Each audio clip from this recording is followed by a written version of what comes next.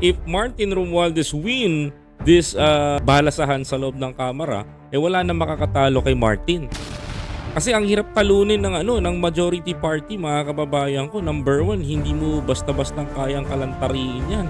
Susubukan mong ligawan yan. Even former President Gloria Arroyo, hirap na hirap gibain yung liderato ni Martin Romualdez. Tapos sasalangan pa ni Pulong Duterte na out of bound kasi wala namang party na gusto sumuporta kay Pulong ngayon, mga kababayan ko. Unlike nung panahon ng tatay niya, mga kababayan ko, na hitik na hitik, mga kababayan ko, ang suporta sa tatay niya kasi lahat talaga ng didikit doon maaambunan.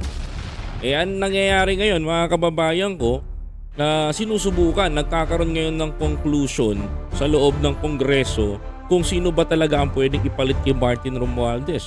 Umuugong din sa usapin na to si Toby Tiangco ng Nabotas.